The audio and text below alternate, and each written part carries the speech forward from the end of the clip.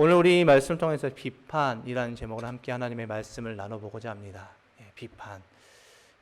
왠지 말씀은 제목만 들어도 비판해야 될 것 같은 그런 느낌이 확 오는 그런 말씀인데, 비판하자는 말이 아니라 우리가 정말 이 부분에 대해서 조심을 해야 되는 부분들이 있기 때문에 이 말씀을 좀 나눠보고자 합니다. 그래서 오늘 말씀까지만 이제 제가 주제의 말씀을 하고, 이제 그동안 잠시 멈춰 있었던 그 아브라함의 이야기를 이제 다음 주부터 이제 좀 하려고 합니다. 최근에 이슈가 되었던 한 사건이 있죠. 그 사건이 이제 강원도에 신혼여행을 갔던 신혼부부가 이제 6개월 된 반려견과 함께 외출을 하는데, 저쪽에서 덩치가 큰 보더콜리라는 그 견종의 개가 달려들어서 이 6개월 된 반려견과 또 그 신혼부부를 무차별적으로 공격을 했습니다. 그래서 가까스로 이제 그 강아지는 죽지 않게 이제 견주가 보호했지만, 그 사건이 있고 나서 이 보더콜리 견주의 그 인터뷰로 인해서 많은 사람들이 그런 공분을 샀습니다. 보더콜리 견주는 이렇게 이야기했습니다. 내 과실은 지붕 수리를 늦게 한 것이 나의 과실이다. 그러니까 걔가 공격하는 것에는 자기의 과실이 있는 것이 아니라, 지붕을 수리하려고 제가 그것을 하려고 했는데 그것이 늦어지는 바람에 거기로 뛰쳐나갈지 나는 알지 못했다. 내 과실은 단지 그것이다 라고 이야기를 해서 굉장히 많은 사람들이 공분을 사게 되었고, 또 이 공격을 받았던 그 신혼부부와 6개월 된 강아지는 이제 심한 트라우마와 또 병원에서 입원해서 3주 정도 이제 치료를 받고, 또 일상생활이 거의 하기 힘든 그런 상황까지 되었다고 합니다. 현재 이 보더콜리 견주와 신혼부부는 합의가 되지 않아서 지금 현재 검찰에 송치가 되었다고 하죠. 개를 키우시는 많은 견주들의 생각에 이런 생각이 있는 것 같습니다. 우리 개는 안 물어요. 대부분의 많은 견주들이 우리 애기는 안 물어요, 우리 개는 안 물어요, 늘 이렇게 하지만 지금 오늘날 수많은 그런 일들이 일어나고 있습니다. 여전히 끊임없이 많은 개들의 공격과 또 그로 인해서 피해자들이 나타나고 있습니다. 저는 오늘 이 말씀을 묵상하면서 또 오늘 말씀을 전하면서 제가 키우고 있는 개를 좀 소개하려고 합니다. 저는 2마리의 개를 키우고 있습니다. 제가 2마리를 개를 키우고 있는데, 첫 번째로 소개할 녀석은, 이 녀석은 좀 고집이 좀 셉니다. 고집이 세서 제 말을 잘 듣지 않습니다. 고집이 세다 보니까 자기 멋대로 생각하고 자기 멋대로 판단하고 해석하는 경향이 있습니다. 그리고 과거의 경험을 가지고 자꾸 현실에 대입해서 그것을 결론을 내어버립니다. 그러니까 예를 들어서 과거에 자기를 괴롭혔던 사람은 지금 괴롭힐 마음이 전혀 없는데도 불구하고 저 사람은 나를 괴롭히는 사람이야 라고 이미 단정을 지어버립니다. 또 과거에 자기에게 상처를 줬던 사람은 저 사람은 나에게 상처를 줄 사람이야 라고 이미 단정을 짓고 늘 경계를 하고 있습니다. 그러니까 어른들을 보면 정말 요즘 오늘날로 우리 많은 젊은이들이 이야기하는 그런 꼰대, 그냥 그런 행동을 전혀 하지 않는데 어른들은 꼰대일 거야 라고 이렇게 판단해 버리는 경우가 있습니다. 그래서 저는 이 녀석을 보고 있으면 굉장히 답답합니다. 좀 화가 나기도 합니다. 두 번째로 소개할 녀석은, 얘는 좀 앞선 이 첫 번째 개처럼 이렇게 막 고집이 세거나 그러진 않은데 공정하지를 못합니다. 물론 팔이 안으로 굽는다는 것은 알고 있기 때문에 어느 정도 이해를 하지만 얘는 좀 너무 심합니다. 자기 편에 대해서는 한없이 인정해 주지만 그렇지 않은 부분에서는 정말 칼 같은 모습을 보이고 있습니다. 편파적이죠. 그래서 가끔은 화가 나기도 합니다. 제가 키우고 있는 이 개의 이름은 첫 번째는 선입견이고 두 번째는 편견입니다.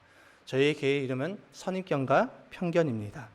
저는 이 2마리를 키우는 주인으로서 참 애를 많이 타고 있습니다. 선입견이라는 그 단어가 가지고 있는 의미는 무엇이냐면, 이미 어떤 대상에 대해서 이미 마음속에 가지고 있는 고정적인 관념이나 관점이라는 뜻을 가지고 있고, 편견은 공정하지 못하고 한쪽으로 치우친 생각입니다. 이 선입견과 편견, 저를 키우고 있지만 저도 똑같이 수많은 견주들처럼 이런 생각을 하고 있습니다. 우리 애기는 안 물어요. 우리 개는 안 물어요. 그런데 사실 제가 키우고 있는 이 2마리의 개는 굉장히 공격성이 강합니다. 공격 본능이 강하죠. 그래서 이 녀석들은 끊임없이 사람들을 공격합니다. 생각으로 공격하고 말로 공격하고 판단하고 정죄하고 있습니다. 그런데 문제는 이 개를 키우고 있는 저는 이 부분에 대해서 많이 인식하지 못한다라는 것이죠. 저뿐만 아니라 많은 사람들이 다른 사람들을 정죄하고 판단하고 비판한다라고 자신을 생각하지 못하고 있습니다. 마치 우리에게는 안 물어요 라고 하고 있지만 많은 전문가들은 어떻게 이야기합니까? 모든 개들에게는 공격 본능이 있습니다 라고 이야기를 하는 것처럼 우리 모든 인간들에게는 사람을 정죄하고 판단하고 비판하는 그런 죄성을 가지고 있음에도 불구하고 우리 스스로가 그것을 인정하려고 하지 않습니다. 수많은 사람들이 다 가지고 있는 이 편견과 선입견을 가지고 상황과 환경만 주어지면은 우리는 늘 정죄하고 비판하지만 정작 나는 그런 것들을 안 하고 있다라고 생각하고 그런 것들을 안 하고 있다라고 믿고 있습니다. 마치 내가 키우는 강아지는, 내가 키우는 개는 절대 남을 공격하지 않을 거야라는 그런 믿음을 가지고 있는 것처럼 수많은 사람들도 그래 적어도 나만큼은 다른 사람을 정죄하고 판단하고 있지 않아라고 생각하고 있다는 것이죠. 그런데 사실상 그런 모습이 우리 삶 가운데 늘 끊임없이 나타나고 있습니다. 상황과 환경만 주어지면 우리는 끊임없이 사람을 정죄하고 사람을 판단하고 비판하고 있다는 것이죠. 예수님 당시에 이 편견과 선입견의 롤 모델이 되는 사람들이 있습니다. 정말 타의 추종을 부려하고 이 편견과 선입견을 가지고 늘 사람들을 정죄하고 판단하고 공격했던 사람들이 있죠. 바로 바리새인들입니다. 이 바리새인들은 자신들이 믿음이 좋은, 자신들은 의로운 사람이라고 생각했습니다. 아마 오늘날 이 시대를 살아가는 우리 수많은 크리스천들이 그 시대의 바리새인들의 모습을 봤으면 우리도 역시 야 저들은 참 믿음이 좋은 사람이야 라고 생각했을 것입니다. 그 시대에 가장 믿음이 좋다라고 자부하는 자들에게 예수님께서는 촌철살인의 메시지를 던지시오. 오늘 1절의 말씀을 함께 읽겠습니다. 1절의 말씀 시작. 너희가 심판을 받지 않으려거든 남을 비판하지 말아라. 남 심판하지 말아라. 아멘. 예수님께서 그들을 향하여서 어떤 메시지를 던지고 있습니까? 야 너희들이 심판자가 되었어 라고 이야기를 하고 있습니다. 다시는 남을 심판하는 그런 심판자가 되지 말라고 이야기하고 있습니다. 너희가 스스로 의롭다라고 생각하고 너희가 스스로 죄 없다라고 생각하고 있는 것 그래 오케이 거기까지는 내가 인정을 해줄게. 그런데 그것으로 인해서 남을 심판하는 것 그것은 좋지 못한 행동이야 라고 분명하게 말씀하고 있죠. 그리고 그들을 향해서 예수님께서는 엄중한 경고의 말씀을 던지십니다. 2절의 말씀을 읽겠습니다. 2절의 말씀 시작. 너희가 남을 심판하는 그 심판으로 하나님께서 너희를 심판하실 것이요 너희가 되질하여 주는 그대로 너희에게 되어서 주실 것이다. 아멘. 너희가 심판하고 있는 것, 너희가 어떤 행동을 하는 것 괜찮아. 오늘 나는 상관하지 않아. 그러나 그 일들로 인해서 너는 분명하게 하나님의 심판을 받을 것이야 라고 엄중한 경고의 메시지를 던지고 있죠.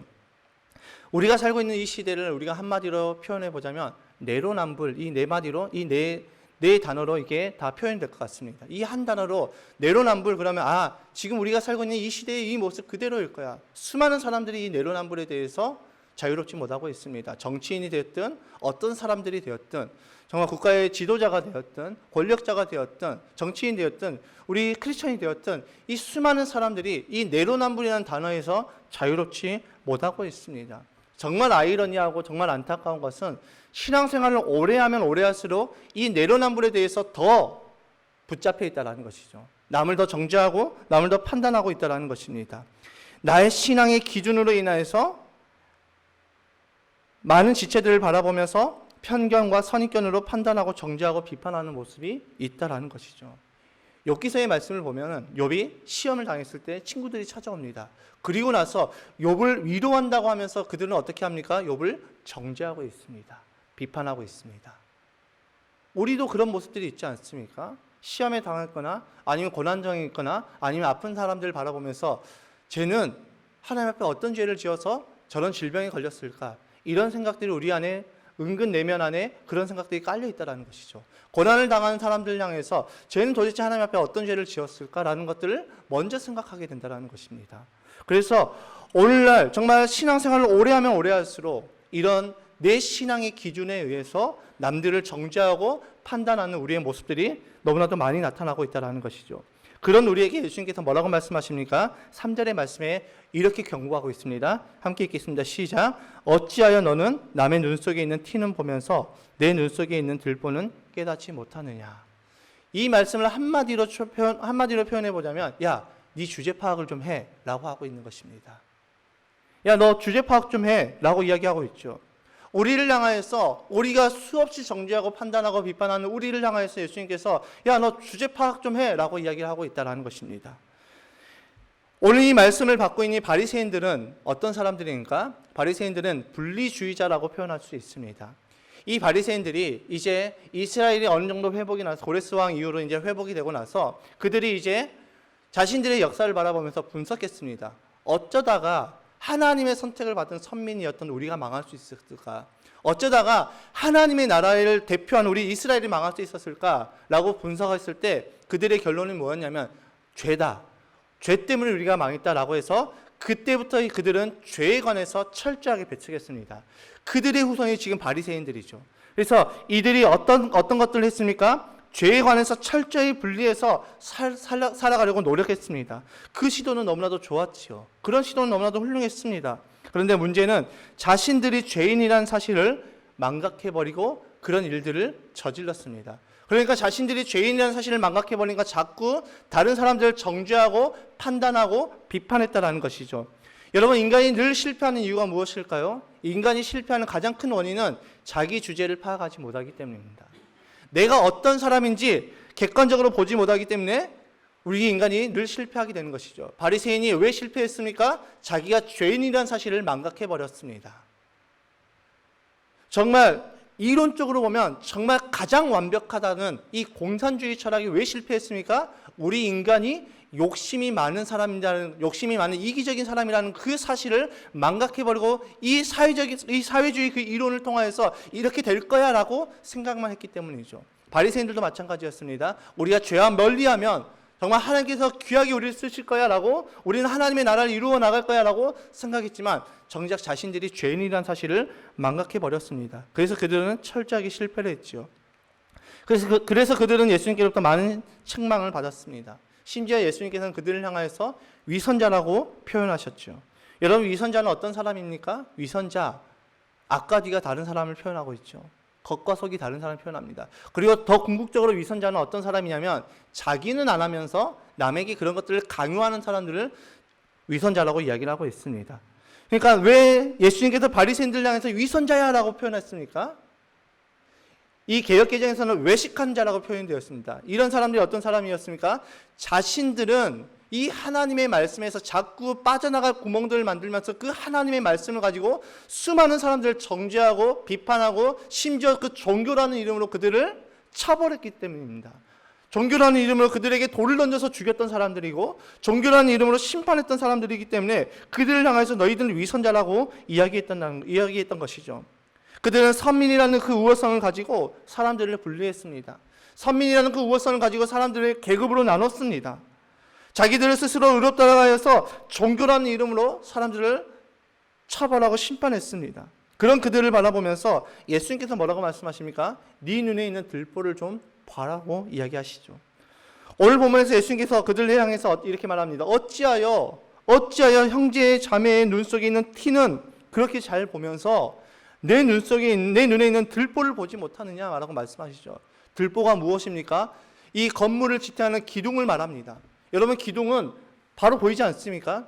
우리가 눈만 돌려도 기둥들이 다 보입니다. 그렇게 큰 기둥을 보지 못하면서 어떻게 그 눈 속에 있는 그 티를 볼 수 있느냐? 어떤 면에서 보면 대단한 거죠. 내 잘못, 내 죄를 바라보지 못하고 형제 자매에 있는 그 조그마한 그 티를 바라보면서 너 그거 잘못됐어 라고 이야기하는 그 모습들이 어떤 면에서 보면 대단하다는 것입니다.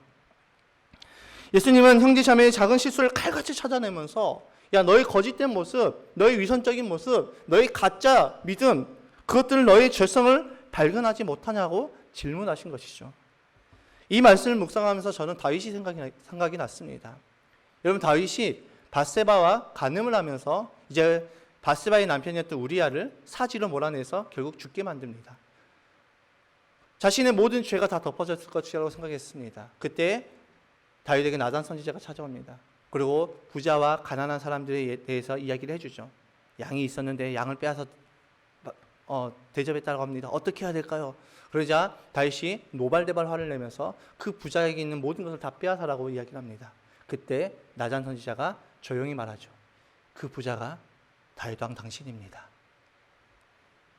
여러분, 왜 다윗은 정말 성경의 역사 가운데, 이스라엘 역사 가운데 가장 위대한 왕이었고 하나님의 마음에 합한 왕이라고 평가를 받은 그 다윗은 왜 그 당시 자신의 모습을 보지 못하고 다른 사람의 잘못에 대해서 그렇게 화를 내고 분을 터뜨렸을까요? 이 부분에 대해서 이찬수 목사님께서 과거에 이렇게 설교하셨습니다. 사람이 은혜에서 멀어지면 나에게는 관대하고 남에게는 칼 같아진다라고 하셨습니다. 맞는 말이지요. 제가 저를 경험해봐도 맞습니다. 제가 은혜에서 멀어지면 남들에게는 굉장히 칼 같지만 저에게는 관대한 모습이 있습니다. 우리가 하나님과 멀어지면 우리도 다윗처럼 그렇게 된다는 것이죠. 예수님께서 바리새인들에게 어찌하여 너희 눈에 들보를 보지 못하고 남의 티는 그렇게 귀신같이 잘 찾아내냐? 이 말씀에는 어떤 뜻이 담겨져 있습니까? 야, 너 하나님과 너무 멀어져 있어. 다시 하나님께로 돌이켜라고 이야기하는 것과 똑같습니다. 다윗과 바리새인은 똑같이 남을 비판하고 남을 정죄했고 남을 화를 내었습니다. 그런데 한 가지 완전하게 다른 점이 있죠. 그것이 무엇이냐면 다윗에게는 나단이 찾아왔고 바리새인들에게는 예수님이 찾아와서 똑같이 그들의 잘못을 지적하셨습니다. 위선자라고 이야기했습니다. 그때 다윗은 그것을 깨닫고 하나님 앞에 회개를 하였지만 바리새인들은 어떻게 했습니까? 얼굴이 울그락불그락 되면서 예수님을 어떻게 하면 죽일 수 있을까? 거기에 고민하고 있었다는 것입니다. 겉으로 보여지는 그 죄의 모습은 너무나도 같았지만 그 결과는 너무나도 달랐던 다윗과 바리새인의 모습이었죠. 여러분, 오늘 이 말씀을 우리에게 한번 적용해 봅시다. 우리는 어떠합니까? 저와 여러분은 어떠합니까? 이 예수님의 말씀에 야, 너의 들보를 보지 못하고 남의 형제의, 남의 자매의 그 눈에 있는 그 티를 왜 이렇게 잘 발견하느냐? 라는 그 질문, 그 예수님의 말씀 앞에, 그 지적 앞에 우리는 어떻게 반응하고 있습니까? 오늘날 가장 큰 문제는 은혜를 받으면, 말씀을 듣고 은혜를 받으면 그 말씀을 나에게 적용해야 되는데 우리는 그 말씀을 들으면서 누구를 생각합니까? 나와 사이가 좋지 않은 그 사람을 생각합니다.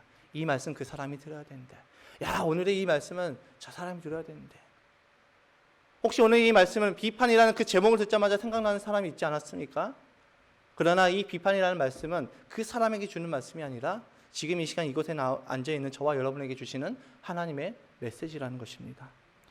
우리는 그 말씀들을 들으면서 자꾸 다른 사람을 생각해냅니다.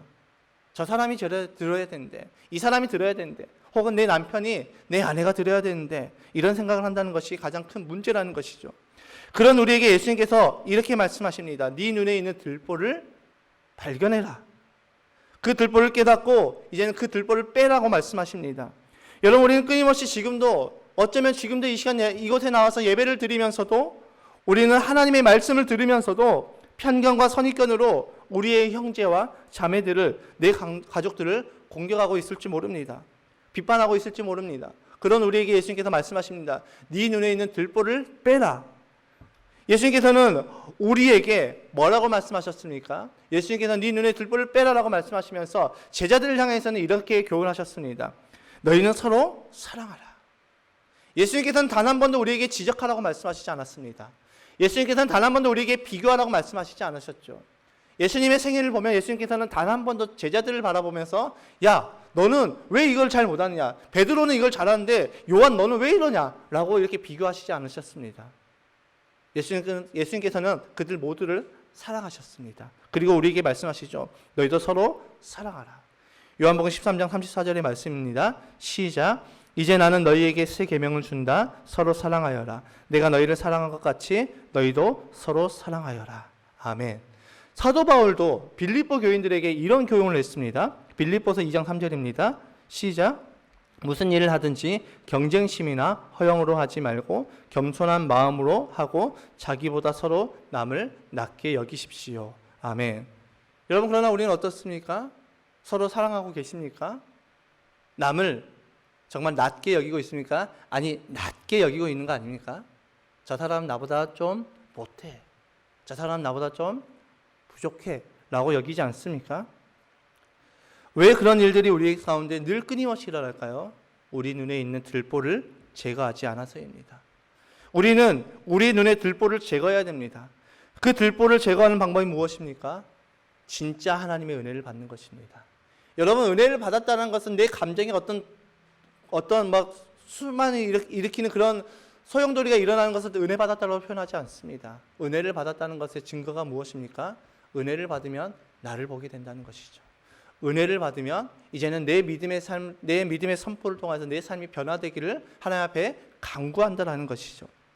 은혜 받았다는 것을 결론적으로 말하면 우리가 하나님께로 더 가까이 갔음을 의미하고 있습니다.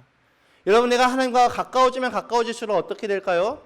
가까워지면 가까워질수록 내가 교만해지는 것이 아니라 가까워지면 가까워질수록 우리는 자기 부정을 하게 됩니다. 나는 죄인이구나. 나는 연약하구나. 야, 내가 다 한 줄 알았는데 내가 한 것이 하나도 없구나. 우리는 이것이 일어나게 된다는 것이죠.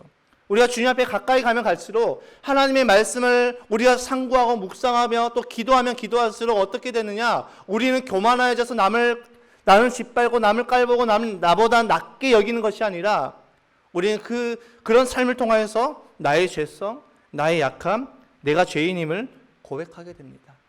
그래서 나를 미워하기보다 나의 본질을 보게 되고 더욱더 하나님의 은혜를 구하게 된다는 것이죠. 그래서 은혜를 받으면 받을수록 더 하나님 앞에 붙들려서 살아갈 수밖에 없다는 것입니다. 야, 내가 오늘 은혜 받았어. 이제 내 마음 내 뜻대로 살아갈 거야. 아니요, 그렇게 되지 않습니다. 그래서 야고보 사도가 뭐라고 이야기했습니까? 행함이 없는 믿음은 죽은 믿음이다. 야, 너 은혜 받았어? 너 믿음으로 구원 받았어? 그러면 그 믿음의 구원, 믿음으로 받았던 그 구원, 그 은혜 뭘로 증거할 건데? 라고 질문하는 것과 똑같죠. 내가 은혜 받았고 내가 구원 받았다는 것은 무엇으로 증거하겠습니까? 우리의 삶으로 나타나는 것밖에 없습니다. 내 삶에 주님을 더욱더 구하게 되고 주님의 그 은혜를 더욱더 구하고 주님의 도우심을 더욱더 구할 수밖에 없게 된다는 것이죠. 그렇게 우리의 삶이 변하게 된다는 것입니다. 여러분, 사람이 어떻게 변화가 될까요? 사람은 어떻게 해야지 변화가 될까요? 말로 해서 바뀔까요? 말로 해서는 안 바뀌는 것 같습니다. 제 아내가 9년 동안 저에게 이야기를 하지만 저는 9년 동안 바뀌지가 않습니다. 9년 동안 잔소리를 하지만 9년 동안 바뀌지 않습니다. 9년 동안 제가 제 옷을 벗고 그대로 놔두고 갑니다. 제발 좀 이것 좀 제자리로 치워라고 이야기하지만 9년 동안 변하지 않습니다. 저는 말로 변하지 않는 것을 제가 처절하게 느끼고 있습니다. 그렇다면 그 사람의 잘못을 지적하는 것으로 바뀔까요? 이것도 바뀌지 않는 것 같습니다. 아무리 제 아내가 지적을 해도 저는 바뀌지 않더라고요. 내가 이렇게 할게요 라고 하지만 저는 바뀌지 않습니다. 저는 여전히 똑같이 예전에 그 모습대로 그대로 예전에 그 죄성을 가지고 그렇게 살아가고 있습니다. 지적도 말도 바뀌지 않습니다. 폭력은 어떻게 할까요? 폭력은 바뀌는 것처럼 보일 수는 있겠습니다. 그러나 완전히 바뀐 것이 아니죠. 그 사람이 무서워서 그 사람 앞에서는 바뀐 척은 하지만 그 사람이 없는 선에서는 다시 예전의 모습이 나타납니다. 권위로 찍어 누리는 건 어떻게 될까요? 부모의 권위로 찍어 누르면 자녀들이 바뀔까요? 그것도 바뀌지 않더라고요. 제 모습을 보니까 안 바뀝니다. 어떻게 해야지 바뀔까요? 결국은 사랑밖에 없습니다. 그래서 예수님이 우리를 사랑하셨습니다. 그래서 예수님이 우리를 사랑하셔서 이 땅 가운데 내려오셨지요. 그래서 하나님이 우리를 사랑하시고 우리를 위해서 예수님을 우리에게 보내주셨지요. 죄인이었던 우리가 의인으로 바뀌기 위해서는 하나님의 사랑이 필요했던 것이죠. 하나님의 은혜가 필요했던 것이죠. 예수님께서도 그것을 알고 계셨기 때문에 이 땅 가운데 내려오셔서 야, 너 왜 그렇게 못 살아? 라고 이야기하신 것이 아니라 정죄하고 비판했던 것이 아니라 우리를 사랑으로 품으셨습니다. 그리고 제자들에게 그분이 떠나가시기 전에 마지막에 했던 그 말씀도 너희가 서로 사랑하라고 말씀하셨던 것입니다.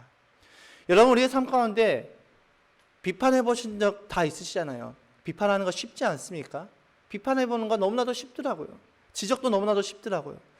한 세 사람이 모여서 한 사람에 대해서 제물로 삼고 자꾸 그 사람에 대해서 비판하면 정말 시간 가는지 모르고 계속해서 비판하는 우리의 모습을 보게 될 것입니다. 잘못했던 그 한 사람을 가지고 정죄하고 비판하고 또 지적하는 건 너무나도 쉽습니다. 정답 제시하는 거 진짜 쉽습니다. 힘들어하는 사람에게 기도하십시오. 끝납니다. 아내를 미워하는 사람에게 사랑하셔야죠. 그걸로 끝납니다. 정답은 누구나 쉽습니다. 정답을 알려주는 것 너무나도 쉽습니다. 그러나 사랑은 어렵습니다. 사랑은 내 힘으로 할 수가 없기 때문이죠. 서로 사랑하라. 이 근본적인 의미가 무엇일까요? 야, 서로 사랑하라. 부부가 부부에게 야, 서로 사랑하라. 그래서 부부가 서로 정말 마주보면서 정말 불타오르는 그 사랑을 말할까요? 아닙니다. 서로 사랑하라는 무엇을 의미하냐면 하나님께 더 가까이 가라는 것입니다. 남편도 하나님께 가까이 가고 아내도 하나님께 가까이 가면 그 아내와 남편의 관계는 점점 좋아집니다. 그러나 멀어지면 멀어질수록 하나님과 멀어지면 멀어질수록 남편과 아내와의 관계도 멀어지게 되는 것이에요. 삼각형을 생각하시면 됩니다. 맨 위에 하나님이 계시고 양쪽에 남편과 아내가 있으면 하나님께 가까이 가면 갈수록 밑에 변은 더 좁아집니다. 그러나 멀어지면 멀어질수록 밑에 변이 더 넓어지지요. 그래서 서로 사랑하라, 이 말씀은 곧 하나님께로 더 가까이 나아가라는 것입니다. 내가 하나님 안에 거할 때 우리는 진정으로 형제 자매를 사랑할 수가 있습니다. 내가 주 안에 거할 때 나의 관점이 바뀌게 됩니다. 내가 주님 안에 거할 때 나의 기준이 바뀌게 되는 것이죠. 내가 하나님께로 더 가까이 나갈 때 우리의 관계는 더욱더 좋아진다는 것입니다. 바리새인들이 실패할 수밖에 없었던 이유가 무엇일까요? 그들은 하나님과 가까이 하지 않았기 때문에 그들은 실패할 수밖에 없었습니다. 하나님과의 관계보다 자신들이 의롭다라고 칭송받는 것에 더 집중했습니다. 하나님과의 관계보다 자신들이 저 사람 정말 대단하다라고 칭찬받는 일에 더 집중했다는 것이죠. 자기 미화에만 집중했기 때문에 그들은 하나님께로 가까이 갈 수가 없었습니다. 그래서 예수님은 그들을 향해서 위선자라고 책망하셨던 것입니다. 여러분, 우리는 하나님 앞에 정직해야 됩니다. 내가 하나님 앞에 그렇지 않은 척하는 것이 아니라, 내가 형제자매 이 공동체 안에서 그렇지 않은 척하는 것이 아니라 우리는 정직함으로 나아가야 된다는 것입니다. 나의 부족함, 나의 연약함을 고백할 때 우리는 하나님과 더 가까워지는 것이죠. 왜 그럴까요? 내 연약함을 우리가 인정하고 나의 부족함을 인정하게 되면 정답은 하나님밖에 없기 때문입니다. 내 힘으로 이렇게 해봤는데 안 되더라. 하나님만이 답이구나. 하나님께로 나아갈 수밖에 없다는 것이죠. 여러분, 예수님께서 바리새인들을 향해서 위선자라고 말씀하셨죠. 여기에 대해서 그 누구도 자유하지 않습니다. 우리도 늘 우리의 모습을 미화하려고 합니다. 그렇지 않은 척 하려고 하죠. 그렇게 우리에게는 하나님의 은혜가 필요합니다. 하나님의 은혜가 없으면 우리는 나를 미화하고 남을 정죄하고 판단합니다. 모든 사람은 누구나 선입견과 편견을 가지고 있지요. 오늘도 우리는 내 의지와는 상관없이 이 선입견과 편견을 가지고 출동시키면서 그 사람들을 공격하고 그 사람들을 정죄하고 있습니다. 내가 하고 싶어서 하는 것이 아니라 이 선입견과 편견이 가지고 있는 그 공격성 때문에 그런 일들이 일어난다는 것이죠. 그러나 하나님의 은혜가 우리에게 임하게 되면 우리는 남을 정죄하고 판단하는 것이 아니라 진짜 내 모습을 발견하게 됩니다. 그로 인해서 더욱 하나님의 은혜를 구하고 하나님의 도우심을 구하고 겸손한 고백이 나올 수밖에 없다는 것이죠. 제가 신앙생활을 하면서 내가 이랬어 라고 하시는 분들 치고 끝이 좋은 사람들은 없었던 것 같습니다. 모르겠어요. 제 경험이 너무나도 짧아서 정말로 내가 이랬어 하고 끝까지 좋은 사람들이 있는 분이 있을지 모르겠지만 제 경험상에서는 저는 그런 분들을 만나보지 못했습니다. 그런데 사도 바울은 자신의 모습이 점점 겸손해지는 것을 우리는 볼 수가 있습니다. 그는 가말리엘의 수제자였습니다. 최고의 석학이었고 최고의 학벌을 가진 사람이었습니다. 그 가문도 굉장히 좋았죠.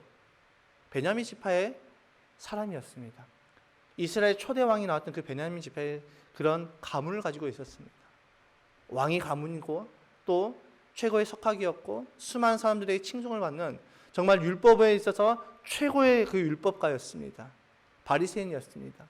그런 그가 하나님을 만나고 점점 자신의 모습을 겸손하게 낮추는데 마지막에 디모데서의 말씀을 보니까 나는 죄인 중에 괴수인이다라고 고백하고 있습니다. 여러분 이 바울 그러면 그 시대 최고의 영적인 사람이었고 최고의 사도였습니다. 그런 사람이 나는 죄인 중에 괴수라고 고백하고 있습니다. 바울 정도면 자랑해도 되지 않을까요? 바울 정도의 영성인과 바울 정도의 지성을 가지고 있는 사람이라면 그래도 내가 이 정도 했어요 라고 이야기할 법도 되지 않겠습니까? 그런데 하나님의 은혜가 그에게 임하니까 그는 자신을 드러내지 아니하고 나는 죄인 중에 괴수라고 고백하고 그의 그 고백이 죽음 직전의 그 고백이었다는 것이죠.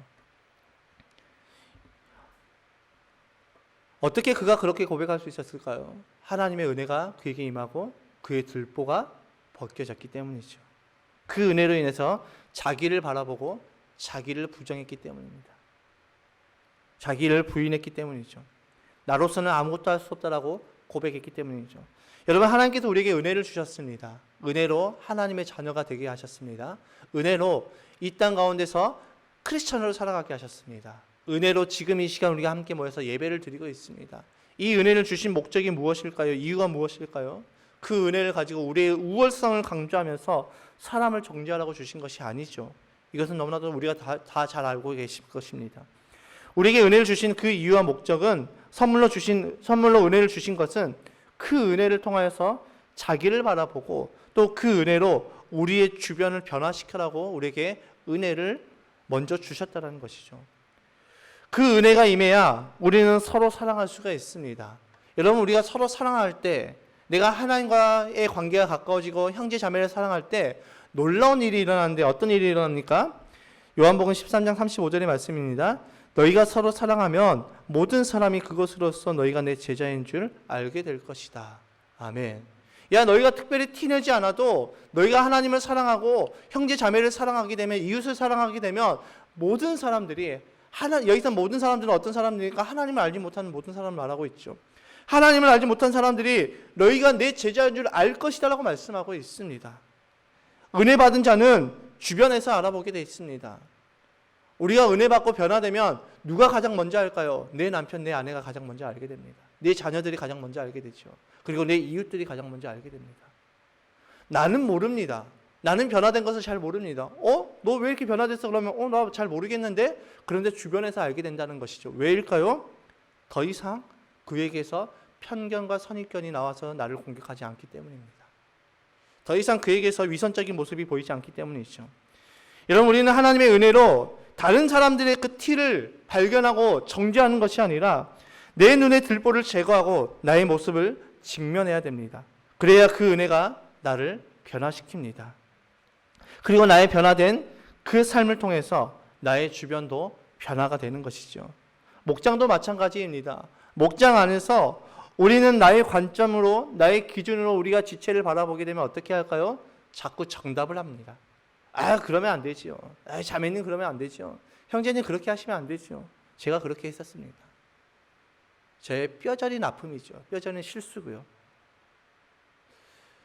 우리는 내 관점과 내 기준으로 우리 지체를 바라보게 되면 늘 지적하고 늘 정답을 제시합니다. 그러나 은혜로 나의 들보가 벗겨지면 우리의 삶, 우리의 모습이 어떻게 될까요? 이제는 함께 공감하게 되고 함께 울고 웃는 믿음의 공동체가 되고 사람을 살리는 생명의 공동체로 바뀌게 된다는 것입니다. 그래서 목장에도 하나님의 은혜를 구해야 됩니다. 그래서 목자 목녀님들은 늘 목장 모임을 하기 전에 늘 기도해야 됩니다. 끊임없이 기도해야 되는 것이죠. 왜냐하면 그곳이 사람을 세우는, 사람을 살리는 생명의 공동체가 되기 때문이죠. 하나님 우리에게 은혜를 주셨습니다. 이제 우리는 그 은혜를 받은 자로서 믿음의 삶을 살아감으로 인하여서 우리의 주변을 하나님의 은혜로 변화시키는 삶이 되어야 됩니다. 그것이 하나님이 우리에게 은혜를 주신 이유이시고, 그 삶이 진짜 축복의 통로이고, 그 삶이 복음의 증인된 삶이고, 그 삶이 이 마지막 때를 준비하는 깨어있는 성도의 삶의 모습이기 때문입니다. 나의 들보를 제거해야지 우리는 진짜 그때부터 영혼 구원에서 제자 삼는 삶을 살아갈 수가 있습니다. 여러분, 우리의 들보를 제거합시다. 들보를 제거하기 위해서는 우리는 하나님의 은혜를 구해야 됩니다. 날마다 하나님과 동행하고 나아가야 된다는 것이죠. 그렇기 위해서는 우리는 은혜 받기를 결단하고 그 은혜를 부어달라고 간구하며 기도해야 되는 것이죠. 내가 이 시간 이곳에 나와서 예배 한번 드린다고 해서 내가 하나님의 은혜를 받는 것이 아니라, 은혜 받으면 어떻게 될까요? 내 삶이 변하게 된다는 것이죠. 은혜 받으면 내 삶에 위대한 선포가 나타난다는 것입니다. 왜 우리가 예배 시간을 마치고 나서 헌신대를 할까요? 이 헌신대에서 내가 결단하는 그 기도 제목대로 내가 살아가기를 원합니다라고 기도하는 것, 그것이 믿음의 걸음이기 때문입니다. 내가 이렇게 완성되면 내가 하겠습니다가 아니라, 주님 나는 부족하지만 나는 오늘도 내가 믿음으로 결단하며 믿음으로 한 주간의 삶을 주님 앞에 결단하니 주님 나와 함께 하시고 동행하여 주시고 내 삶을 그렇게 인도하여 주시옵소서. 이것이 믿음의 결단이라는 것이죠. 여러분, 저는 오늘 이 말씀을 통하여서 위대한 선포를 하려고 합니다. 저는 이제 제가 키우는 이 개들을 하나님 앞에 맡겨드리려고 합니다. 제가 키우는 이 선입견과 편견을 제가 사용하는 것이 아니라 그것을 이제 하나님 앞에 맡겨드리려고 합니다. 여러분, 제가 주중에 제 아내에게 이런 별명을 지어줬습니다. 나 빼고 모두에게 친절한 민재씨. 예. 그런데 돌이켜보면 저도 그렇게 살고 있더라고요. 저도 제 아내 빼고 모두에게 친절한 광래씨로 살고 있습니다. 우리가 다 그렇지 않습니까? 나 빼고, 우리 남편 빼고, 우리 아내 빼고 모두에게 친절한 모습으로 살아가고 있지 않습니까? 여러분, 우리는 하나님 앞에 모두가 도찐 개찐입니다. 모두가 다 똑같은 용서받은 죄인이고 모두가 다 똑같은 사랑받는 하나님의 자녀라는 것이죠. 주님 보시기에 다 똑같습니다. 그런데 우리는 어떻습니까? 내가 더 믿음이 좋아라고 하면서 남을 정죄하고 판단하고 있지 않습니까? 남을 비판하고 있지 않습니까? 오늘도 우리는 이 편견과 선입견 이 두 마리의 개를 끌고 다니면서 야, 공격해라고 맡기지 않습니까? 여러분, 반려견을 키우다가 그 반려견이 사고를 치면 어떻게 할까요? 사람을 물거나 공격을 하게 되면 그 반려견을 가지고 잘 그 반려견을 훈련시킬 수 있는 훈련사에게 데려간다고 합니다. 그리고 몇 주에 걸쳐서 훈련을 받고 그것을 고친다고 하죠. 그것이 요즘 한참 우리 반려견 키우는 사람들에게 핫한 개는 훌륭하다, 거기서 나오는 그런 모습이죠. 여러분, 우리가 그동안 키우면서 감당하지 못했던 이 편견과 선입견이라는 이 두 마리의 개를 가장 최고의 훈련사이신 하나님께 내어 맡깁시다. 우리 지금까지 수십 년간 이 편견과 선입견 내가 고쳐보려고 해도 안 됐잖아요. 내 인생 바꿔보려고 해도 안 됐잖아요. 결국은 우리에게 정답은 정해져 있습니다. 답정 너 있죠. 하나님께로 맡겨야 됩니다. 하나님께 내 선입견과 내 편견을 맡겨드리고 내 기준과 내 관점을 맡겨드리고 이제는 하나님의 관점으로 하나님의 시각으로 우리는 이 세상을 바라보고 우리는 형제 자매들을 바라봐야 됩니다. 우리의 최고의 훈련사이신 우리 하나님께 우리의 개들을 맡겨드립시다. 그래서 정죄와 판단의 사람이 아니라 사랑으로 품어주고 나보다 남을 더 낫게 여기는 하나님의 사람이 됩시다. 그런 우리가 모여서 공동체를 이룰 때 이 공동체 안에서 수많은 영혼들이 살아날 것입니다. 그것을 바라보며 나아갑시다.